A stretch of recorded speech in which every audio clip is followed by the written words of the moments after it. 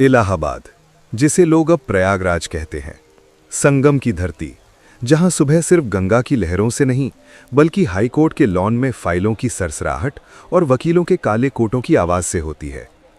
तारीख थी 7 अगस्त 2022। मॉनसून की नमी हवा में घुली हुई थी। इलाहाबाद हाईकोर्ट का गेट नंबर 3 रोज की तरह खुल चुका था। चाय की दुकानों पर बहस चल रही थी। आज किस जज की बेंच भारी है, किस केस में तारीख पड़ी। मुवक्किलों की आंखों में उम्मीद और डर साथ साथ तैर रहे थे।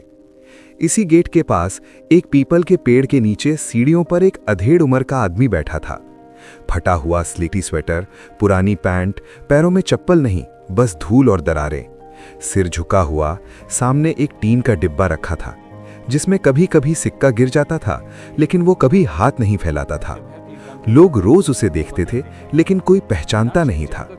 कुछ जूनियर वकील उसे कचहरी वाला बाबा कहते, तो कुछ क्लर्क उसे पागल समझकर हंस देते।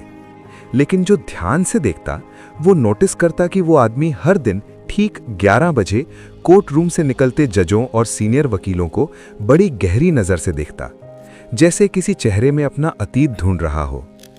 Court room number 12। अदालत में सुनवाई चल रही थी। जस्टिस अनिरुद्ध शेखर की बेंच, सख्त, अनुशासित और बेदाग छवि वाले जज। कहा जाता था उनकी अदालत में भावनाएं नहीं, सिर्फ सच चलता है। उस दिन मामला था सरयू नगर डेवलपमेंट घोटाला, जिसमें बड़े बिल्डर, अफसर और नेता शामिल थे। बहस तेज थी। एसी की ठंडी हवा के बावजूद माहौल गर्म था। तभी जज अनिरुद्ध शेखर की नजर खिड़की से बाहर गई। वही पीपल का पेड़, वही आदमी। एक बंदर आया और उस आदमी के पास रखी सूखी रोटी उठाने लगा। आमतौर पर लोग चिल्लाते भगाते, लेकिन उस आदमी ने रोटी को 2 टुकड़ों में तोड़ा और एक टुकड़ा बंदर के आगे सरका दिया। फिर वो सीधा बैठ गया, पीठ बिल्कुल तनी हुई, दोनों हाथ घुटनों पर, नजर सामने। जज का दिल धक से रह गया।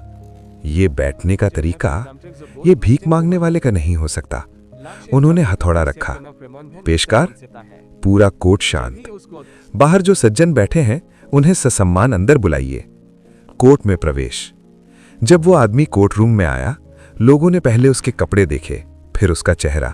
लेकिन जैसे ही उसकी नजर जज की कुर्सी पर पड़ी, उसने वहीं रुककर हल्का सा सिर झुकाया, बिल्कुल वैसा जैसे कोई अनुभवी वकील करता है। जज ने पूछा, आप रोज यहां आते हैं? आदमी बोला, कांपती लेकिन स्पष्ट आवाज में, हाँ,